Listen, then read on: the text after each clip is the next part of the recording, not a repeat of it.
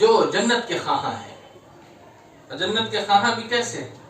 بغیر دیکھے ہوئے، بغیر سوچے ہوئے، بغیر سمجھے ہوئے. اس کا یہ مطلب نہیں ہے کہ انہوں نے اپنے عقل و فہم کو استعمال نہیں کیا ضرور ہے. اللہ فرماتا ہے ذالک الکتاب لا ریب فیہ، اس کتاب میں کوئی شک نہیں ہے کہ معراج کی رات اللہ کے رسول صلی اللہ علیہ وسلم نے مسجد اقصی میں نبیوں کی امامت کی. تو کیا اس وقت مسجد اقصی اتنی بڑی تھی جو 1,24,000 تقریباً انبیاء کرام اس مسجد میں سما گئے تھے؟ سوال ہوتا ہے. یہ کسی نے سوال یہ بھی کیا کہ آدم کی جو شادی حوا سے ہوئی تو نکاح کس نے پڑھایا؟ ایمانیات یہی تو ہے. ہم نے فرشتے کو نہیں دیکھا، ایمان رکھتے ہیں. یہ منکر نکیر ہمارے ہر لفظ کو لکھ رہا ہے. ہمارے سامنے میرا بھائی مر گیا، ہم جانتے ہیں کہ ملک الموت نے روح نکال لی ہے، لیکن دیکھا نہیں ہے، لیکن یقین ہے. ان الحمد للہ نحمده ونستعینه ونستغفره ونعوذ بالله من شرور انفسنا ومن سيئات اعمالنا من يهده الله فلا مضل له ومن يضلل فلا هادي له واشهد ان لا اله الا الله وحده لا شريك له واشهد ان محمدا عبده ورسوله. اما بعد فان خير الحديث كتاب الله خير الهدي هدي محمد صلى الله عليه وسلم وشر الامور محدثاتها وكل محدثة بدعة وكل بدعة ضلالة وكل ضلالة في النار. أعوذ بالله من الشيطان الرجيم. بسم الله الرحمن الرحيم.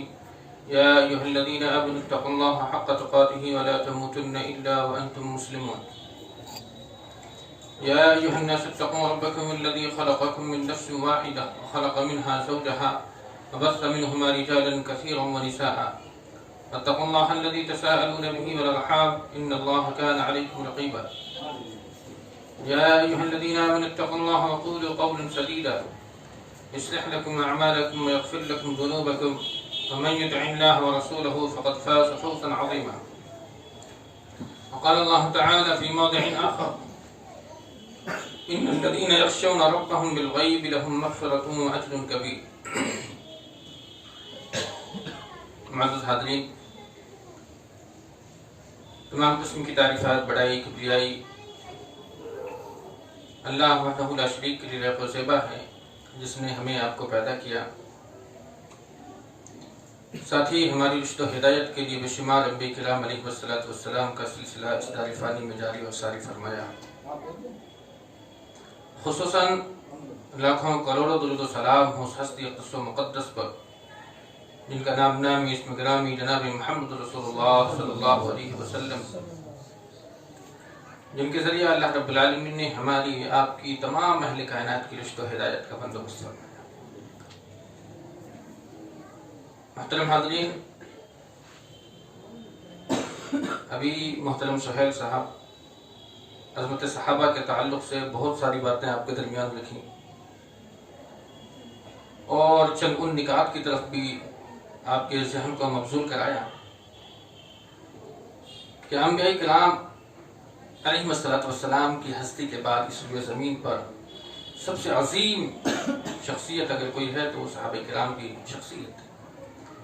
اس کے بعد بھی اگر ہم جیسا انسان صحابہ کرام پر حرف اٹھاتا ہے، اپنی انگلی کو بلند کرتا ہے، تو وہ انسان پھر اسلام کے دائرے میں برقرار نہیں رہ پاتا. ہم اور آپ صحابہ کرام پر اگر انگلی اٹھاتے ہیں تو گویا کہ ہم اللہ پر نقد کرتے ہیں. کیوں؟ اس لیے کہ صحابہ کرام سے اگر کوئی بھی بشریت کی حیثیت سے اگر کوئی لغزش ہوئی ہے تو وہ نبی صلی اللہ علیہ وسلم کی دوران تربیت میں ہوئی ہے. تربیت کے بعد کا کوئی بھی ایسا واقعہ درپیش نہیں ہے. اور خصوصاً اس وقت جب اللہ رب العالمین نے قرآن کریم میں سورہ حدید میں ایک آخری فیصلہ کسی ایک صحابی نہیں بلکہ پورے صحابہ کرام کے لیے بیان کیا ہے، وَكُلٌّ وَعَدَ اللَّهُ الْحُسْنَى، کہ ہم نے تمام کے تمام لوگوں کے لیے حسنہ کا وعدہ کر دیا. حسنہ کیا ہے؟ حسنہ تو جنت ہے، جنت کا ایک نام ہے حسنہ. اب اللہ رب العالمین نے تمام صحابہ کرام کے لیے حسنہ کا وعدہ کر دیا ہے. اب اس کے بعد ہم جیسا انسان کہتا ہے کہ فلاں صحابہ نے فلاں غلطی کی، تو آپ نے صحابہ پہ تنقید نہیں کیا ہے بلکہ رب کے فیصلے پر تنقید کر دی ہے. اور جو شخص رب کے فیصلے پر تنقید کرتا ہو وہ سمجھ سکتے ہیں کہ اسلام میں محفوظ رکھا گیا. دنیا سمجھ سکتی ہے اسلام میں ہے، لیکن اللہ کے نزدیک وہ اسلام میں موجود نہیں ہوتا. بہت ہی عمدہ کلام کیا ہے. اللہ رب العالمین کا علم میں اضافہ فرمائے، اور جو باتیں کہی گئی ہیں ان پر ہمیں آپ کو تمام لوگوں کو عمل کرنے کے اللہ توفیق عطا فرمائے. میرا جو موضوع ہے وہ ایمان بالغیب کے تعلق سے ہے، اور چند باتیں ہم انشاءاللہ ایمان بالغیب کے تعلق سے آپ کے درمیان رکھیں گے. قرآن حکیم کی سب سے تمہیدی سورت جسے سورۃ الفاتحہ کہا جاتا ہے، اس کے بعد اللہ رب العالمین نے سورۃ البقرہ کا آغاز کیا. سورۃ البقرہ کا آغاز اللہ رب العالمین نے اتنی خوبصورتی کے ساتھ کیا ہے، اور جس پیغام میں اللہ رب العالمین نے سورۃ بقرہ کا آغاز کیا ہے، اور آغاز میں ہی ان لوگوں کا ذکر فرمایا ہے جو جنت کے خواہاں ہیں. جنت کے خواہاں بھی کیسے؟ بغیر دیکھے ہوئے، بغیر سوچے ہوئے، بغیر سمجھے ہوئے. اب اس کا یہ مطلب نہیں ہے کہ انہوں نے اپنے عقل و فہم کو استعمال نہیں کیا ضرور ہے. اللہ فرماتا ہے ذالک الکتاب لا ریب فیہ، اس کتاب میں کوئی شک نہیں ہے. وہ کون سی کتاب ہے؟ قرآن حکیم. ھدی للمتقین، قرآن ہدایت ہے متقیوں کے لیے. متقی کون ہے؟ قرآن کے لیے اللہ رب العالمین نے مخصوص نہیں کیا ہے ھدی للمسلمان، ھدی للمتقین. ہر وہ شخص اس میں داخل ہو جائے گا جو اللہ کا تقوی، اس کی خشیت، اس پر توکل، اس پر یقین کرتے ہوئے قرآن کو پڑھے گا. اللہ رب العالمین اسے متقی کے دائرے میں داخل کر دے گا. ھدی للمتقین. اللہ سے ڈرنے کے بعد ہی تو انسان اسلام کو قبول کرتا ہے. اس کے بعد اللہ رب العالمین نے ان لوگوں کی صفت کا ذکر فرمایا ہے کہ جو لوگ غیب میں رہتے ہوئے اللہ پر ایمان لاتے ہیں، اس کے فرشتوں پر ایمان لاتے ہیں، اس کی کتابوں پر ایمان لاتے ہیں، اچھی بری تقدیر پر ایمان لاتے ہیں، قیامت کے دن پر ایمان لاتے ہیں. الذین یؤمنون بالغیب، وہ لوگ جو ایمان لاتے ہیں غیب پر. ایمانیات کے دائرے میں جتنی بھی چیزیں داخل ہیں وہ تمام کی تمام چیز غیبیات سے تعلق رکھتی ہیں. چاہے وہ اللہ پر ایمان ہو، چاہے رسول پر ایمان ہو، چاہے فرشتوں پر ایمان ہو، چاہے کتاب پر ایمان ہو، چاہے قیامت کے دن پر ایمان ہو، چاہے تقدیر پر ایمان ہو. ایمان کی بنیاد 6 چیزوں پر ہے. یہ 6 چیزوں پر ایمان لانا ہمارے لیے ضروری ہے، اور یہ 6 کی 6 چیزیں غیبیات سے تعلق رکھتی ہیں. ہم نے اللہ کو نہیں دیکھا، ہم نے رسول کو بھی نہیں دیکھا، ہم نے فرشتوں کو بھی نہیں دیکھا، ہم نے اللہ کی کتاب کو بھی نازل ہوتے ہوئے نہیں دیکھا، ہم نے قیامت کے دن کو بھی نہیں دیکھا، اور ہمارے زندگی کے اندر میں جو بھی اچھا یا برا پیش آتا ہے اس کے بارے میں ہمارے پاس علم موجود نہیں ہے. لیکن پھر بھی ہم ایمان رکھتے ہیں. تو ایمان کس پر رکھا ہم نے؟ غیبیات پر ایمان رکھا. اور یہ غیبیات پر ایمان کی معرفت کیسے حاصل ہوتی ہے؟ ہم ان تمام غیبی امور پر ایمان رکھتے ہیں تو اس کی معرفت کیسے حاصل ہوتی ہے؟ اور اس معرفت کے حصول کے بعد ہماری ایمان کے اندر میں جو پختگی آتی ہے وہ کیسے آتی ہے؟ جو ہم کائنات کی تخلیق پر غور کرتے ہیں. اس میں کوئی شک نہیں ہے کہ اللہ رب العالمین کی ذات عظیم قوت کی مالک ہے. اللہ کا فیصلہ کسی کے فیصلے سے بدل نہیں سکتا ہے. لا تبدیل لکلمات اللہ. اللہ جو بولتا ہے اس میں کوئی تبدیلی نہیں کرتا. اللہ رب العالمین کی عظمت اور اس کی قدرت کا آپ اندازہ لگائیں. قرآن کریم سورہ بقرہ میں اللہ فرماتا ہے ان فی خلق السماوات والارض واختلاف الليل والنهار والفلك التي تجري في البحر بما ينفع الناس وما انزل الله من السماء من ماء فأحيا به الأرض بعد موتها وبث فيها من كل دابة وتصريف الرياح والسحاب المسخر بين السماء والأرض لآيات لقوم يعقلون. اللہ کی معرفت کیسے حاصل ہوتی ہے؟ جب ہم کائنات میں تفکر کرتے ہیں، اس پر غور و فکر کرتے ہیں، تب سمجھ میں آتا ہے کہ کوئی تو ہے جو اس نظام کائنات کو چل رہا ہے. کوئی تو ہے. ان فی خلق السماوات والارض، اللہ نے آسمان اور زمین کو پیدا کیا. ہم ایک گھر نہیں بنا سکتے، اللہ نے آسمان اور زمین کی تخلیق کر دی. اس کے اندر میں نہ جانے تقریباً 18,000 مخلوقات کو پیدا کر دیا. اس کے کھانے پینے کا نظام اللہ رب العالمین چلا رہا. واختلاف اللیل والنہار، رات کو دن میں دن کو رات میں کون ڈالتا ہے نا؟ انسان کا ذہن اس بات کی طرف آمادہ ہوتا ہے کہ آخر کوئی تو ہے جو رات کو دن میں تبدیل کرتا ہے، دن کو رات میں تبدیل کرتا ہے. وما انزل اللہ من السماء، آج ایک دکھاوے کی جو بارش ہوتی ہے، لوگ کروڑوں روپیہ صرف کرتے ہیں اس میں، تو جا کر کے وہ چند منٹ کے لیے بارش برساتا ہے.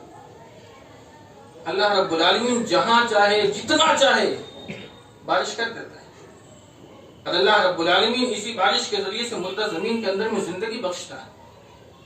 لیکن یہ معرفت کب حاصل ہوتی ہے؟ جب انسان تفکر کرتا ہے. والفلک التی تجری فی البحر، کتنی بہترین تشبیہ دی ہے اللہ رب العالمین نے.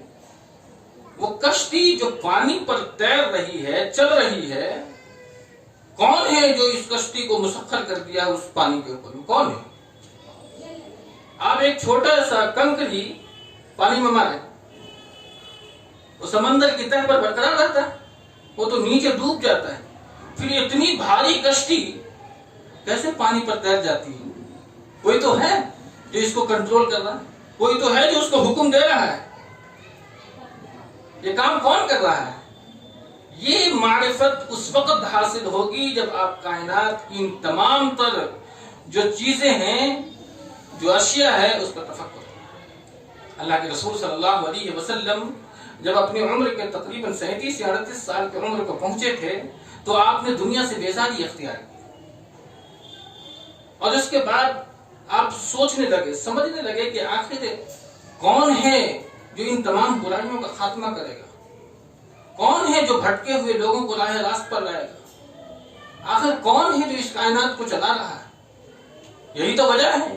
اسی تفکر کی وجہ سے اللہ کے رسول صلی اللہ علیہ وسلم نے تنہائی اختیار کی، اور وہاں جا کر کے اللہ رب العالمین نے وہاں ان کو نبوت کے مقام پر سرفراز فرمایا. اس کے بعد جب اللہ کے رسول نے اپنی دعوت کا آغاز کیا ہے تو صحابہ کرام رضی اللہ تعالیٰ عنہم اجمعین نے آپ کی دعوت پر لبیک کہی. سوال پیدا ہوتا ہے نا کہ ہم نے نبی کو نہیں دیکھا، ٹھیک ہے، تو ہمارے لیے وہ غیب ہے. لیکن صحابہ نے تو نبی کو دیکھا، تو صحابہ کے لیے تو نبی غیب نہیں ہے؟ نہیں، صحابہ کے لیے بھی نبی غیب ہے. کیوں؟ اس لیے کہ آپ نے 40 سال تک انہی لوگوں کے درمیان اپنی زندگی گزاری ہے. غیب کیسے ہے؟ آپ کی رسالت تو غیبی ہے. صحابہ کو کیسے پتا کہ آپ کے پاس جبریل آتے ہیں یا نہیں آتے ہیں؟ آپ کے پاس آپ جو بتا رہے ہیں واقعی اللہ کا پیغام ہے یا نہیں؟ تو معلوم ہوا کہ صحابہ رضی اللہ تعالیٰ عنہم اجمعین کے لیے بھی نبی کی جو رسالت ہے وہ غیبی امور سے تعلق رکھتی ہے. اس لیے کہ صحابہ سمجھے کہ جو شخص دنیاوی معاملات میں کبھی جھوٹ نہیں بول سکتا، وہ اللہ کے معاملے میں کیسے جھوٹ بول سکتا ہے. اور غیبیات پر ایمان جتنا پختہ ہوگا آپ اللہ کے لیے قریب اتنا ہی ہوتے چلے جائیں گے. ایک مثالیں ہم آپ کے درمیان رکھیں گے. بعض لوگ یہ سمجھتے ہیں کہ آخر ہم جو بھی امور انجام دیتے ہیں لیکن اس کا جواب ہمیں نہیں ملتا. ہم نماز پڑھتے ہیں تو ہمیں جواب ہی نہیں ملتا. ہم تو آئے، نیت باندھی، رکوع کیا، سجدہ کیا، چلے گئے گھر سلام پھیرتے ہوئے، لیکن جواب نہیں ملتا ہے. ہم اپنے دنیاوی معاملات کے اندر میں جو بھی کام کرتے ہیں اس میں اچھا یا برا ہوتا ہے، کیسے ہوتا ہے؟ اگر آپ سمجھیں گے، تفکر کریں گے، حدیث اور قرآن کو پڑھیں گے تو آپ کو معلوم ہوگا. حدیث قدسی ہے کہ رسول اللہ صلی اللہ علیہ وسلم نے فرمایا کہ قسمت الصلاۃ بین و بین عبدی نصفین، کہ ہم نے نماز کو اپنے اور بندوں کے درمیان تقسیم کر دیا. میرا بندہ سوال کرتا ہے اور میں اس کو جواب دیتا ہوں. دیکھیے، ہم نماز پڑھتے ہیں اور اللہ رب العالمین جواب دیتا ہے نہیں دیتا ہے اس کا علم نہیں ہے، لیکن اللہ کے رسول نے فرمایا کہ اللہ جواب دیتا ہے. یہ مسلم شریف کی روایت. بندہ جب پڑھتا ہے الحمدللہ رب العالمین اللہ فرماتا ہے حمدنی عبدی، میرے بندے نے میری تعریف بیان کی۔ الرحمن الرحیم اثنا الی عبدی، میرے بندے نے میری بزرگی بیان، میری تعریف بیان کی۔ مالک یوم الدین، جب بندہ کہتا ہے تو اللہ کہتا ہے مجددنی ربی، یعنی کہ اس بند مجددنی عبدی، میرے بندے نے میری بزرگی بیان کی، میری کبریائی کو بیان کیا۔ میرا بندہ سمجھتا ہے کہ قیامت کا دن ہے، میرا بندہ سمجھتا ہے کہ دنیا سے جانے کے بعد ایک وقت آئے گا کہ جہاں میرا رب جو کائنات کے نظام کو چلا رہا ہے، جو ہماری تمام ضروریتوں کی تکمیل کر رہا ہے، جو ہماری زندگیوں کے اندر میں خوشی اور غمی لاحق کر رہا ہے، ہماری تمام زندگی کے تمام امور میں اللہ رب العالمین مدخل ہے، داخل ہوتا ہے۔ آپ کو احساس نہیں ہوتا؟ آپ احساس کریں، آپ بہت ہی سخت پریشانی کے اندر میں مبتلا ہے، وہاں آپ کو کوئی سہارا نظر نہیں آتا ہے، لیکن اللہ آپ کو بچا، یعنی کوئی کسی ذریعے سے آپ بچ جاتے ہیں۔ کون بچ جاتا ہے؟ کون بچایا آپ کو؟ ہے نا، کہتے نہیں لوگ ارے ذرا سا رہ گیا نہیں تو میں ایکسیڈنٹ میں مر جاتا۔ وہاں سے کس نے آپ کو ہٹا دیا؟ ایمان اور یقین پختہ ہو تب جا کر کے اللہ کی معرفت حاصل ہوتی ہے کہ نہیں، اللہ رب العالمین نے ہمیں وہاں سے بچایا ہے۔ اور جو انسان جتنا بھی غیب پر ایمان رکھنا شروع کر دے گا وہ اتنا ہی پختہ ہوتا چلا جاتا ہے۔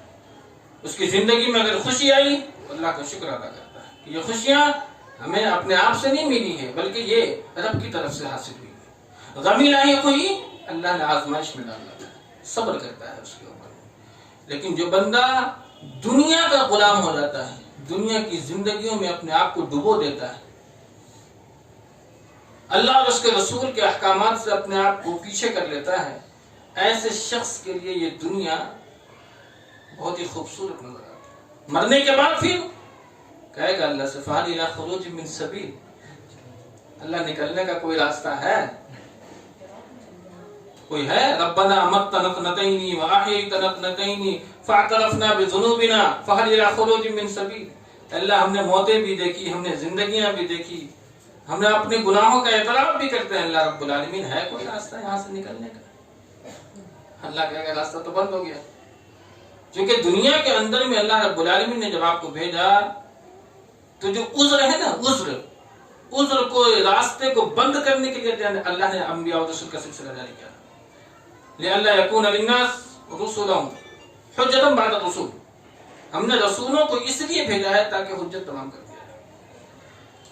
تو محترم، ہم اور آپ جو امور غیبیات ہیں اللہ رب العالمین کی طرف سے، اس پر جتنا پڑھتے جائیں گے، تفکر کرتے جائیں گے، ہمارے ایمان میں، ہمارے تقوی میں، ہماری خشیت میں، ہمارے اعتماد میں بڑھوتری ہوتی چلی جائے گی، اور اس کا نتیجہ ملے گا اس دنیا میں نہیں، مرنے کے بعد فوراً وہ نتائج سامنے آئیں گے، میں اس کا ذکر کروں گا انشاءاللہ، لیکن اخیر میں اللہ فرماتا ہے ان الذین یخشون ربهم بالغیب، جو لوگ غیب میں رہتے ہوئے اللہ رب العالمین سے ڈرتا ہے، اللہ فرماتا ہے لہم مغفرۃ واجر کبیر، کہ ان کے لیے مغفرت ہے، بخشش کا پروانہ ہے اور اجر کبیر ہے، یعنی کہ بہت بڑا بدلہ اللہ رب العالمین مرنے کے بعد اس کی زندگی میں دے گا۔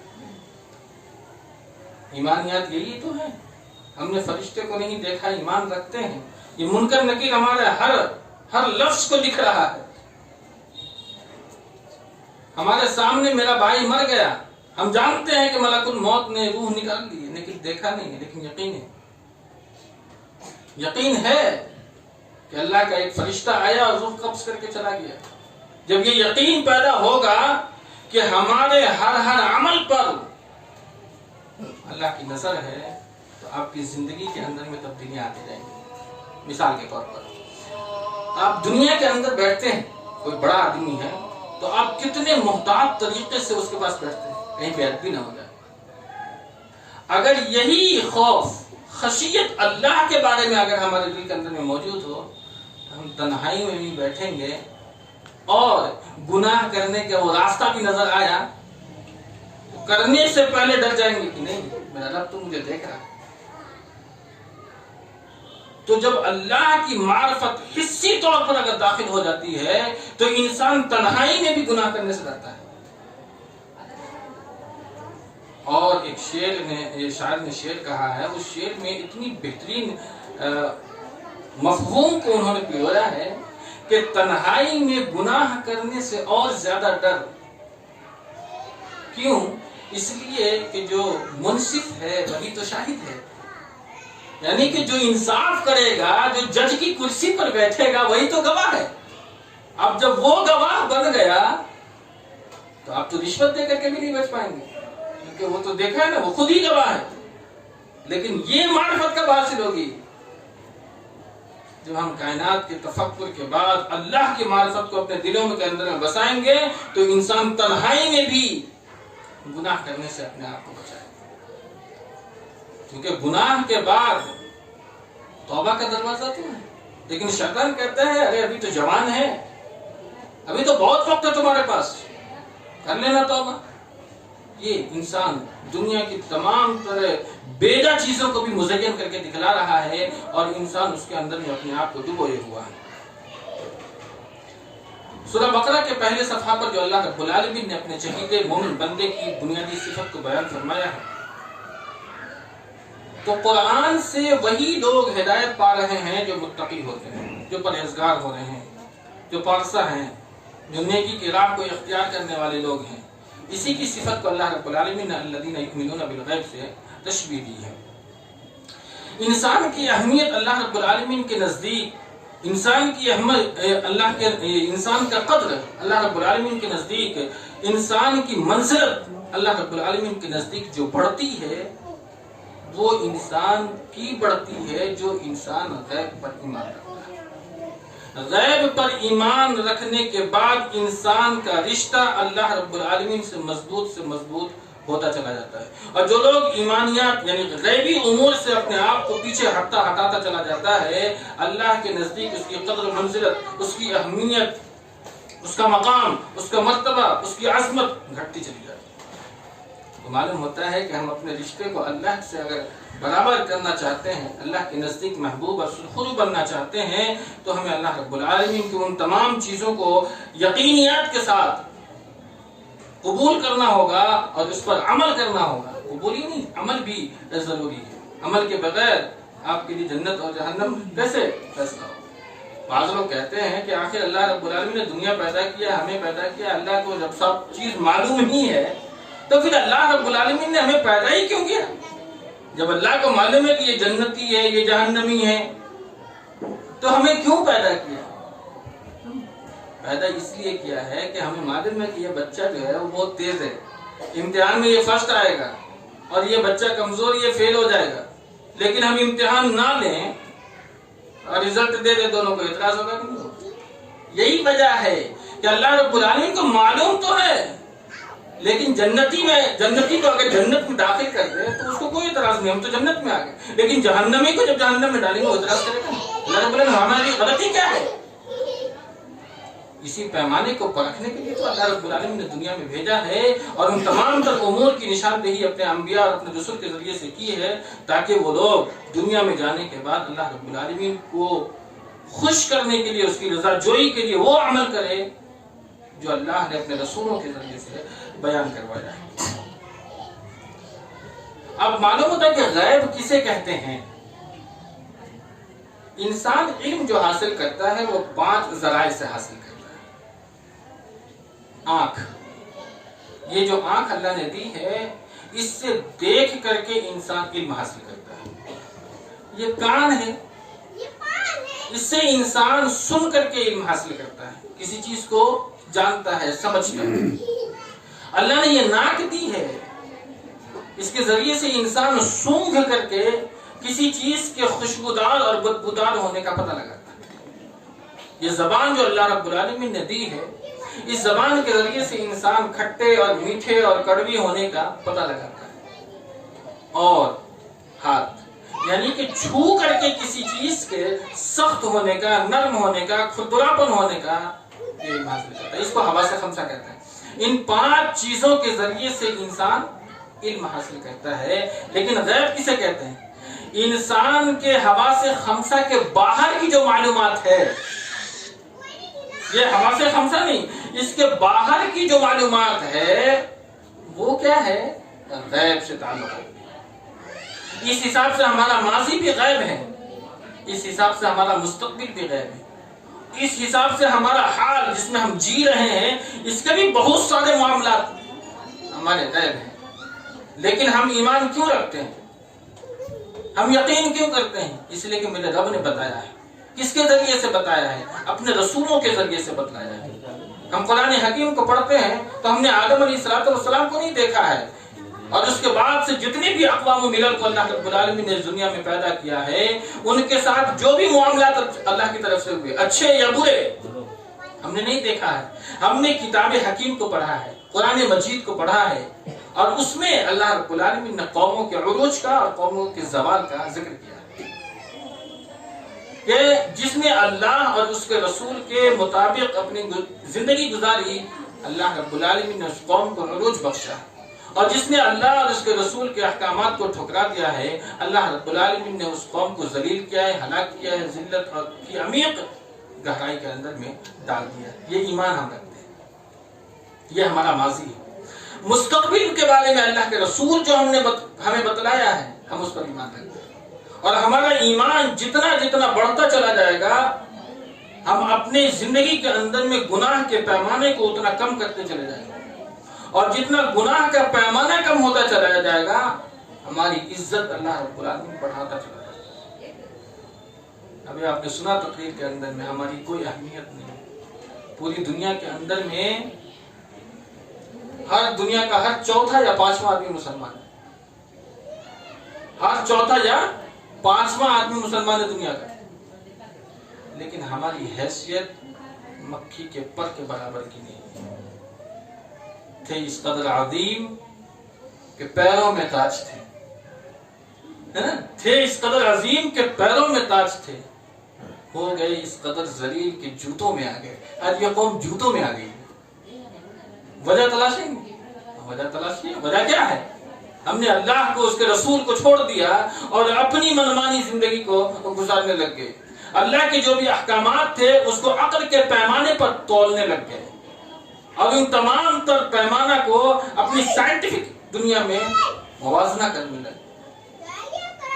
لیکن صحابہ نے ایسا نہیں کیا۔ صحابہ کو اللہ کے رسول صلی اللہ علیہ وسلم نے بتلایا کہ آنے والی زندگی میں قیامت آنے والی ہے۔ صحابہ نے کہا قیامت آنے والی ہے، ہم نے یقین کیا، اللہ کے رسول آپ نے بتلایا ہے۔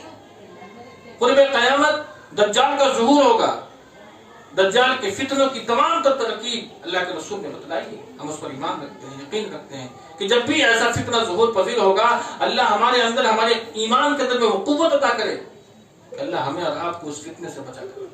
اس لیے تو ہم نماز میں پڑھتے ہیں اعوذ بک من فتنۃ المسیح الدجال۔ اللہ نے کہا کہ ایک قرب قیامت ایک جانور نکلے گا زمین سے، دابۃ الارض جسے کہا جاتا ہے، اخرجنا لهم دابۃ من الارض تکلمهم ان الناس،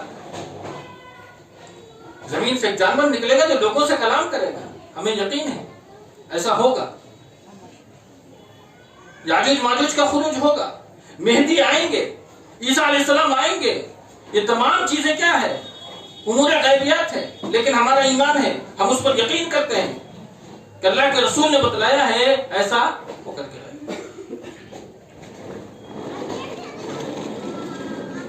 انبیاء کے بعد بندوں میں ایک مقام ہے جسے مقام صدیقیت کہا جاتا ہے، لیکن صدیق کے مقام پر کوئی ایسے ہی فائز ہو جاتا ہے؟ نہیں فائز ہوتا۔ ایک واقعہ ہے جسے امام بخاری نقل فرماتے ہیں کہ اللہ کے رسول صلی اللہ علیہ وسلم صحابہ کرام کے درمیان ایک واقعہ بیان کر رہے تھے کہ ایک زمانہ، یعنی بنی اسرائیل کا ایک واقعہ ہے کہ بنی اسرائیل کے بارے میں اللہ کے رسول صلی اللہ علیہ وسلم نے فرمایا کہ بنی اسرائیل کا ایک آدمی اپنے گائے کو لے کر کے گزر رہا تھا، تو گائے کو لے کر کے جب وہ گزرا تو کچھ دور جانے کے بعد تھک گیا ہوگا، تو وہ آدمی اپنی گائے پر سوار ہو گیا جب وہ آدمی جب اپنی گائے پر سوار ہوا تو گائے نے کہا انما خلقنا للحرث. کیا کہا؟ انما خلقنا للحرث. اللہ رب العالمین نے ہمیں کھیتی کے لیے پیدا کیا ہے. اللہ رب العالمین نے ہمیں کھیتی کے لیے پیدا کیا. لن نخلق لہذا, ہمیں کسی اور کام کے لیے نہیں پیدا کیا. یعنی کہ تم ہم پہ سواری کر رہے ہو, اللہ نے ہمیں تھوڑی تمہاری سواری اور بار برداری کے لیے پیدا کیا. اللہ نے ہمیں کیوں پیدا کیا ہے؟ للحرث, کھیتی کرنے کے لیے. تم ہم سے کھیتی کا کام لو. جب اللہ کے رسول صلی اللہ علیہ وسلم نے یہ واقعہ سنایا تو وہاں پہ جو لوگ تھے, بقرۃ تتکلم, گائے نے بھی کلام کیا, یعنی گائے بھی بات کر سکتی ہے. تعجب کا اظہار کیا. اللہ کے رسول صلی اللہ علیہ وسلم نے فرمایا تم یقین کرو نہ کرو, لیکن میرا ابو بکر اور میرا عمر اس بات کی تصدیق کرتا ہے. تم کرو نہ کرو, میرا ابو بکر اور میرا عمر میرے اس بات کی تصدیق کرتا ہے. مقام صدیقیت ایسے نہیں مل جاتی ہے, اس کے لیے وہ ایمان پیدا کرنا پڑتا ہے.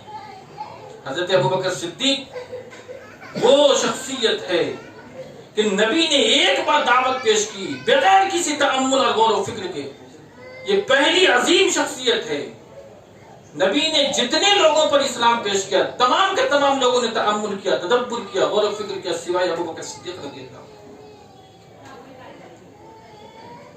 آپ نے کہا آپ اللہ کے رسول ہیں, ہاں مانتا ہوں. یہی وجہ ہے کہ جب اللہ کے نبی صلی اللہ علیہ وسلم معراج پر گئے, جب واپس آئے, جب آپ نے اس واقعہ کا ذکر کیا لوگوں کے درمیان, تو ابو جہل آیا کہ چلو آج مذاق اڑاتے ہیں محمد کا صلی اللہ علیہ وسلم. گئے ابو بکر صدیق کے پاس, وہ گیا, کہا ابو بکر صدیق یہ بتاؤ کہ اگر تم سے کوئی شخص یہ کہتا ہے کہ ایک آدمی مسجد حرام سے مسجد اقصی تک ایک ہی دن میں گیا اور واپس آ گیا, تو کیا تم اس بات پر یقین کرو گے؟ وہ صدیق نے کہا نہیں, ہم کیسے مان سکتے ہیں. اس زمانے میں تقریباً 40 دن کا وہ راستہ تھا پیدل آنا جانا, اور اگر کوئی یہ کہتا ہے کہ ہم نے ایک دن میں وہ مسافت طے کر لی ہے تو نہیں, ہم نہیں مان سکتے. تو اس نے کہا کہ لگتا ہے کہ اب یہ ہماری باٹلی میں اتر گیا. ابو جہل نے کہا ارے جس پر تم نے ایمان لایا ہے وہ یہ کہہ رہے ہیں کہ ہم یہاں مسجد حرام سے مسجد اقصی تک گئے, اور یہی نہیں وہ تو ساتویں آسمان تک کی بات کر رہا ہے کہ میں وہاں سے بھی واپس آ گیا. ابو بکر صدیق نے کہا اچھا. محمد صلی اللہ علیہ وسلم نے کہا ہم اس بات پر یقین رکھتے ہیں, یہ بالکل سچ ہے. ارے ہم تو اس سے بھی آگے کی یقین رکھتے ہیں کہ وہ ہم سے یہ کہتے ہیں کہ ہمارے پاس جبریل آتے ہیں اللہ کا پیغام لے کر کے, ہم تو اس بات کو ہی مانتے تھے. اس بات کو ماننے میں ہمیں کیا حاجت ہے. یہ چیزیں مقام صدیقیت تک پہنچاتی ہیں. کہنے والوں نے کہا ہے کہ ابو بکر صدیق کا لقب صدیق کیوں پڑا؟ ما فضلهم ابو بکر بکثرت الصلاۃ ولا الصيام, کہ ابو بکر صدیق رضی اللہ تعالی عنہ ایسا تو نہیں ہے کہ تمام صحابہ کرام سے نماز زیادہ پڑھتے تھے, روزہ زیادہ رکھتے تھے, اس بنیاد پر آپ کو صدیق کا لقب ملا ہے. نہیں, وَلَكِنَّهُمْ بِفَضْلٍ بِشَيْءٍ وَقَرَعَةٌ الْقَلْبِ, بلکہ ان کی فضیلت, ان کو صدیقیت کا مقام اس لیے ملا ہے کہ انہوں نے نبی کی ہر ایک بات پر بلا چوچلا عمل کیا. آج ہم اور آپ اپنی زندگی کا محاسبہ کریں تو کیا اللہ اور اس کے رسول نے جو کہا ہے ہم اس پر عمل کر رہے ہیں؟ ابھی شادی کا کوئی معاملہ آ جائے گا اور کہہ دیا جائے گا کہ شادی سنت کے مطابق کر لو, ویسی شادی کرو نا جس طریقے سے اللہ کے نبی نے حضرت عائشہ سے کی تھی. حضرت عائشہ کی شادی کیسی تھی؟ آپ گئے, جھولے پہ جھول رہی تھیں, ام رومان آتی ہیں, تھوڑا بہت بال کو ادھر ادھر کر دیا, باپ نے نکاح پڑھا دیا, یعنی کہ صدیق اکبر نے نکاح پڑھا دیا, ہو گئی شادی. ایسی شادی کی نہیں کی. ارے دوستوں کو بھی بلانا ہے, رشتہ داروں کو بھی بلانا ہے, تھوڑا ہلدی بھی لگانی ہے, تھوڑا اور بھی دیگر لوازمات کا انتظام کرنا ہے. اس کے لیے قرضہ بھی لینا پڑے تو لیں گے, لیکن شان و شوکت کا بھی تو اظہار کرنا ہے. اللہ کے رسول صلی اللہ علیہ وسلم کا یہ پیمانہ نہیں تھا. صحابہ کرام کی زندگی میں اللہ کے رسول صلی اللہ علیہ وسلم نے ایسی تربیت کی کہ آپ نے ان کی نظروں پر قدم دلایا, اپنے دلوں کی حفاظت کا وہ ایک پہرے دار بیٹھا دیا تھا. صحابہ کرام نے نبی کی ایک ایک بات پر عمل کر کے دکھایا. یہی وجہ ہے کہ اللہ نے قیصر و کسریٰ کا تاج قدموں میں رکھ دیا ہے. جتنی بھی حکومتیں دنیا میں دیکھ رہی ہے تو صحابہ کی دین ہے. سنبھالے نہیں سنبھل رہی ہے تم سے. وجہ کیا ہے؟ اس لیے کہ وہ لوگ اللہ اور اس کے رسول نے جو بھی کہا، چاہے وہ مشاہدات سے تعلق رکھتی ہو چاہے وہ غیبیات سے تعلق رکھتی ہو، سب پر بلا چون چرا عمل کر دیا. اب کوئی یہ کہے کہ غیبی امور کے جو تقاضے ہوتے ہیں وہ یہ کہ بہت سارے سوالات لوگ لاتے ہیں.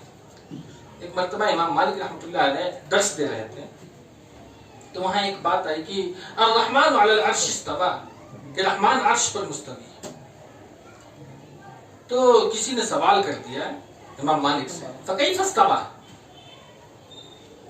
اللہ عرش پر کیسے مستوی؟ امام مالک رحمۃ اللہ علیہ کہتے ہیں کہ عرش ہے، اس کا علم ہے ہمارے پاس، لیکن کیسے مستوی ہے کیفیت مجہول ہے. ہم نہیں سمجھتے اللہ عرش پر کیسے بیٹھا ہوگا. ہم اتنا جانتے ہیں کہ اللہ نے قرآن میں کہا الرحمن علی العرش استوی، رحمان عرش پر مستوی ہے، یہ حقیقت ہے. کیسے مستوی ہے یہ کیفیت مجہول ہے. اور اس طریقے کا سوال کرنے والا بدعتی ہے.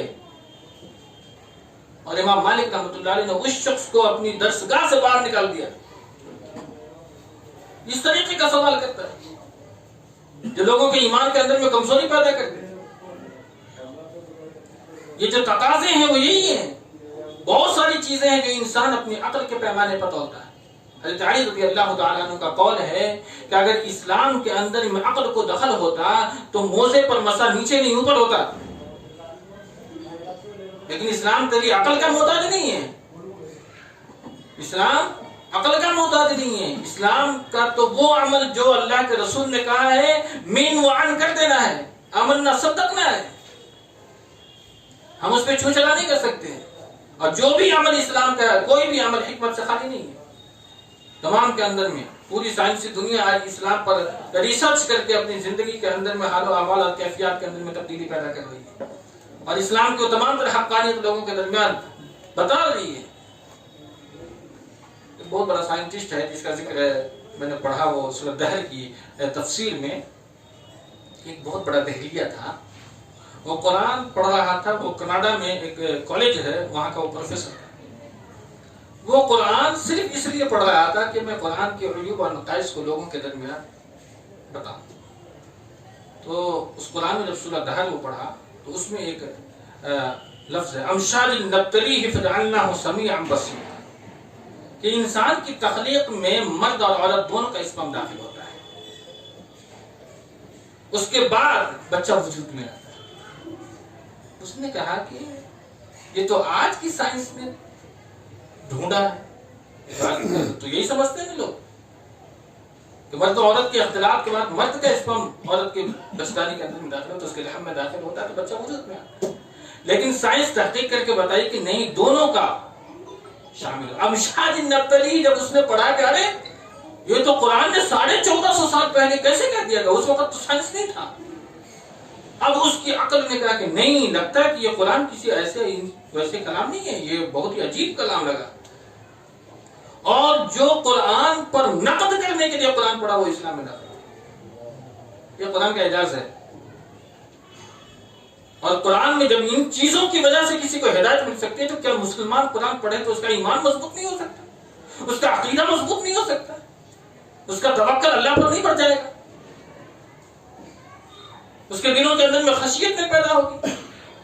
جب خشیت پیدا ہوگی جبھی تو انسان اپنے آپ کو گناہوں سے روک سکے گا اور نیکی کے کاموں میں اپنے آپ کو صرف کر سکے گا. بہت خوش نصیب ہیں وہ لوگ جو اپنے وقت کو نکال کر کے دین اسلام کو سیکھنے کے لیے، سکھانے کے لیے، سننے کے لیے، سنانے کے لیے یہاں داخل ہوئے ہیں. یہ بھی بڑا بوجھ ہوتا ہے آج کے دور میں لوگوں کے درمیان، اور بہانے تلاشتے ہیں دین اسلام کو سمجھنے کے لیے. اسی طریقے سے لوگ کہتے ہیں کہ کتاب میں جو بات ہے لکھی ہوئی اس کو بھی اپنے عقل کے پیمانے پر تولنے لگتے ہیں.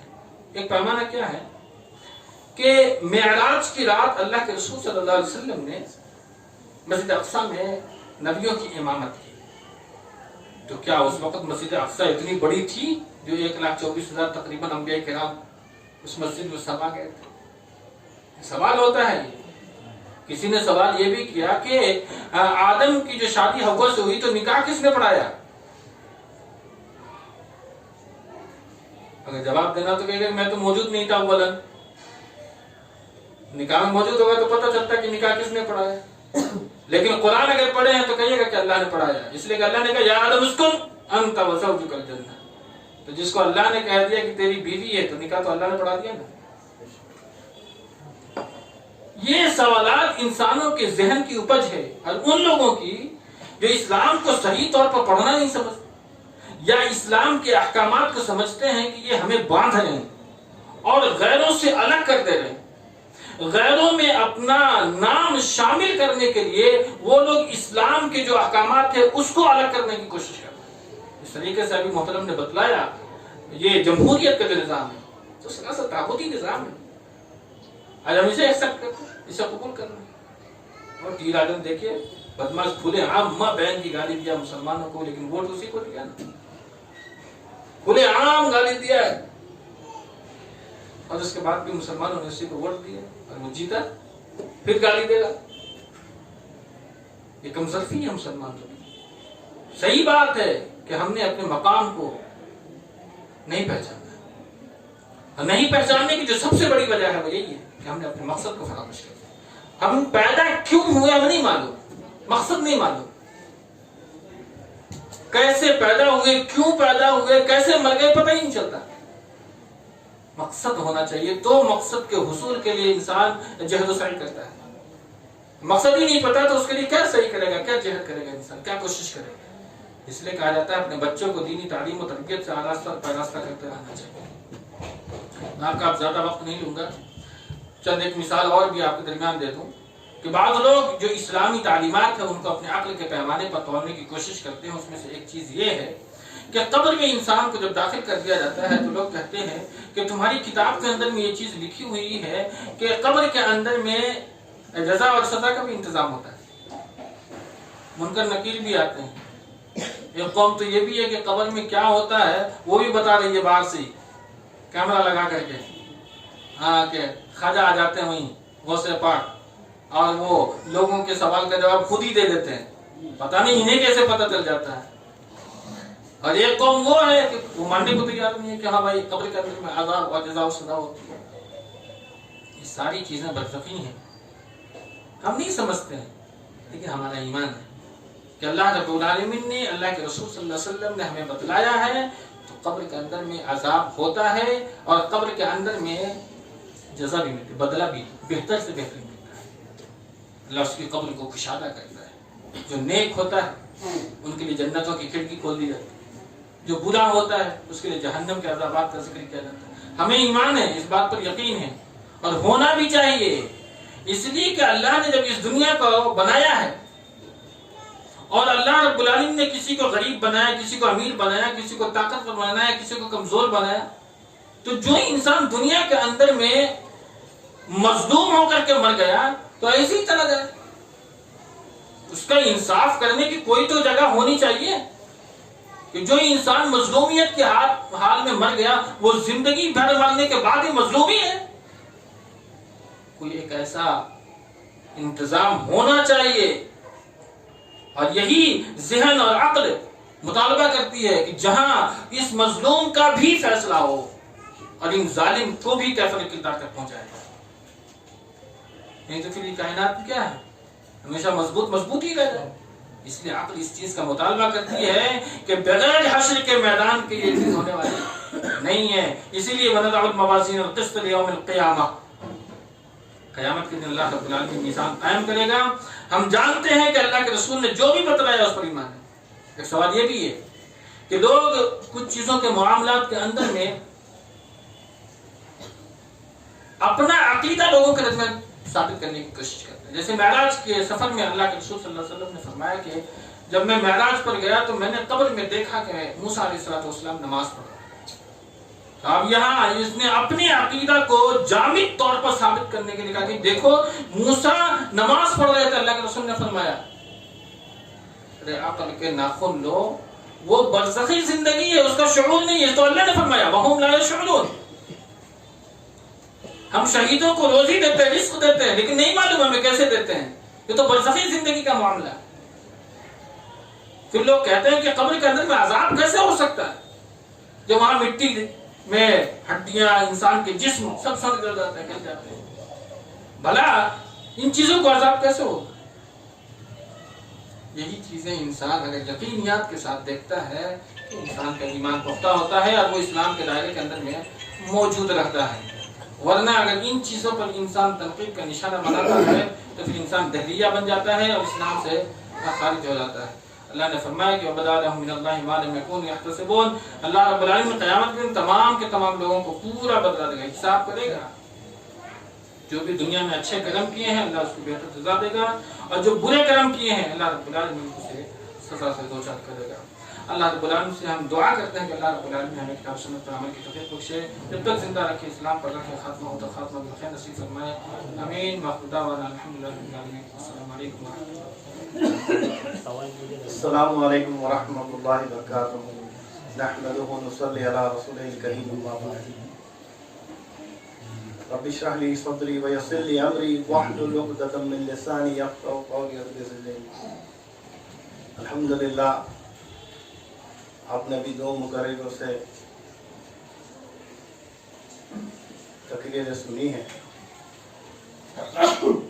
اور میں آپ سے ہر بار جہاں بھی جاتا ہوں میں ضرور کہتا ہوں، قرآن کی آیتیں ہیں اور دو گروپ ہیں. اللہ نے دو گروپ بیان کیے، ایک تو سمعنا و اطعنا اور ایک ہے سمعنا و عصینا. ایک وہ لوگ ہیں جو سنتے ہیں اور عمل کرتے ہیں، اور ایک وہ لوگ ہیں جو سنتے ہیں اور نافرمانی کرتے ہیں. اب آپ اپنا اپنا محاسبہ کریں اس آیت کی روشنی میں. ہم کون سے گروہ میں شامل ہیں؟ ہم نے کس طریقے سے اس کو سنا غیب کے بارے میں؟ اور اصل یہی ہے، پوری لڑائی یہی ہے. اللہ کے رسول صلی اللہ علیہ وسلم نے مشرک مکہ کے سامنے دعوت جب پیش کی تو آپ نے تین چیزیں پیش کی کہ اللہ کے علاوہ کوئی معبود نہیں ہے اور میں اللہ کا رسول ہوں. اور تیسری جو دعوت پیش کی مشرک مکہ نے وہ آخرت. دیکھو وہ دن آنے والا ہے، تم سے ہر معاملے میں پوچھ گچھ کی جائے گی. اس پہ بہت ہی آپ نے زور دیا آخرت کے اوپر.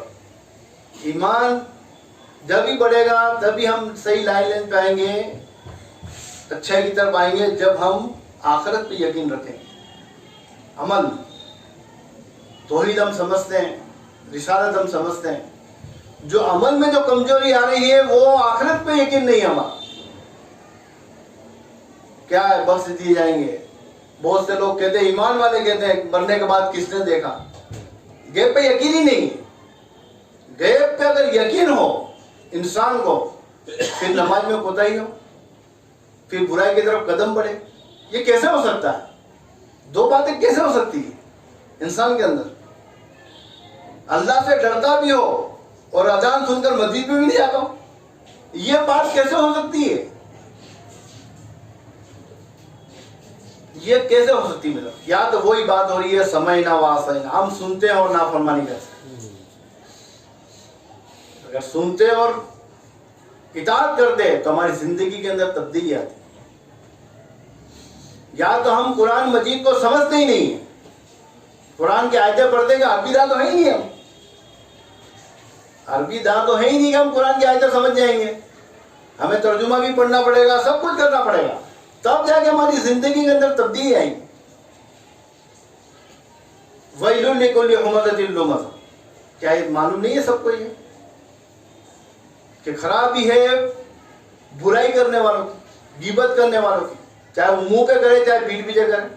ویل ہے پھر بھی انسان برائی کرتا ہے، غیبت کرتا ہے، اور منہ پہ کیا کہتا ہے؟ ارے یار میں اس سے ڈرتا تھوڑی، اس کے منہ پہ کہہ دوں میں. اللہ تعالیٰ وہی کہتا ہے، منہ پہ بھی کہتا تو اور پیٹھ پیچھے بھی کہتا تو بھی برائی. تو بتاؤ یہ مانے ویل ہے، ویل خطرناک چیز ہے، اس کے بعد بھی وہ برائی کر رہا ہے. جھوٹوں پر اللہ کی لعنت ہو پھر بھی جھوٹ بول رہا ہے. تو ہمیں یقین ہی نہیں ہے हमें यकीन नहीं है, बुराई कर रहे हैं, नमाजें छोड़ रहे हैं, सब कुछ कर रहे हैं आपकी तरह। क्या वजह? वजह यही है कि आखिरत पे यकीन नहीं है। हम अल्लाह से डरते ही नहीं, हरगिज़ नहीं डरते। जिंदगी की तब्दीली चाहता है इस्लाम, वरना क्या कलमा पढ़ने में क्या, नमाज रोजे हज फर्ज की दावत दी थी अल्लाह के रसूल पहले, क्या दी थी? कलमा पढ़ो बस कामयाब हो जाओगे। क्यों नहीं पढ़ा कलमा? वो जानते थे कि कलमा क्या चाहता है। नूह अलैहिस्सलाम के लड़के को जो पानी, बारिश गिर रही है, बहुत बारिश हो रही हो, इंसान को डूबते का तिनके का सहारा चाहिए, डूबने वालों को तो नाव के अंदर नहीं बैठा। वो जानता था कि नाव में बैठने के लिए क्या करना पड़ता है।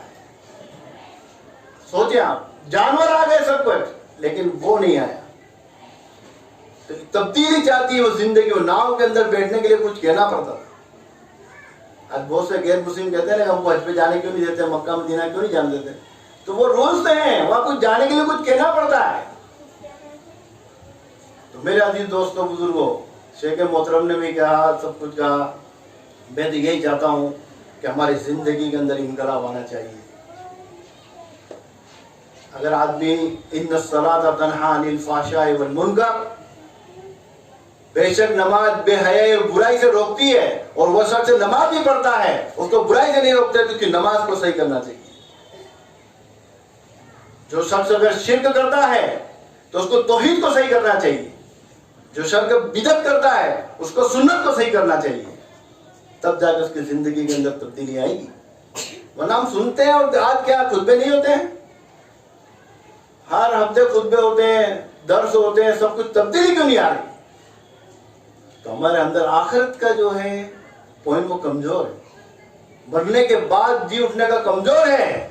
या आप नोट कर लो, आज यहाँ से इस में कह रहा हूँ आपको, ये चीज कमजोर है आपके अंदर। चाहे हमारी माँ बहन बेटियों के अंदर हो, चाहे हमारे भाई बहनों के अंदर हो, भाइयों के अंदर हो, ये कमजोर है। तभी हम जमात खड़ी नहीं कर पा रहे। हम बुराई को बुराई समझते ही नहीं है, समझते ही नहीं कि बुराई है। कितनी बड़ी बुराई है। क्या टखनों के और नीचे पैंट जो पहनता है उसको जन्नत में जाने का यकीन नहीं है? या तो कहो कि अल्लाह के रसूल सल्लल्लाहु अलैहि वसल्लम गलत कह रहे हैं, नाउज़ुबिल्लाह, झूठ बोल रहे, या तो फिर कहो कि जन्नत में जलना है जो टखनों के नीचे पैंट पहनता है। सोचे आप, है यकीन हमारा? जो टखनों के नीचे पैंट पहन रहा है उसको यकीन है कि मेरा जन्नत में जलूंगा? तो रसूलुल्लाह सल्लल्लाहु अलैहि वसल्लम कह रहे हैं कि जो टखनों के नीचे पैंट पहनता है उसका मतलब वो इतना पैर आग में जलेगा। हमें यकीन ही नहीं।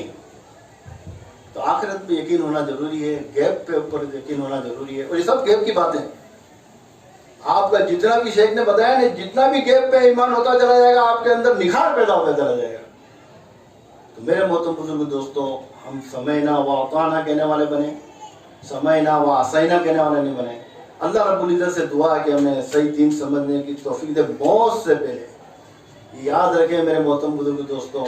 और मैं एक बात और कहता हूँ कि लोग कहते हैं कि मेहदी अलैहिस्सलाम आएंगे, वो आएंगे, बेशक आएंगे, लेकिन इसमें हमारा बहुत बड़ा इम्तिहान है, बहुत बड़ा इम्तिहान है। आप क्या समझ रहे हो? एक ग्रोह मुस्लिम का जन्नत में जाएगा, एक ग्रोह मुस्लिम का जन्नत में जाएगा, इनकार कर देगा उनके साथ देने से। मालूम है कितनी बड़ी वईद है? तो सोचे मेरे मोहतरम बुजुर्ग दोस्तों, तो ये चीजें सब गैब की बातें हैं, और जितनी गैब की बातों पर वह पुख्ता यकीन होगा, हमारा अमल में भी इतनी पुख्तगी आएगी। अल्लाह रब्बुल इज्जत से दुआ करता हूं मैं सही दीन समझने की तौफीक दे। वस्सलामु अलैकुम व रहमतुल्लाहि व बरकातहू।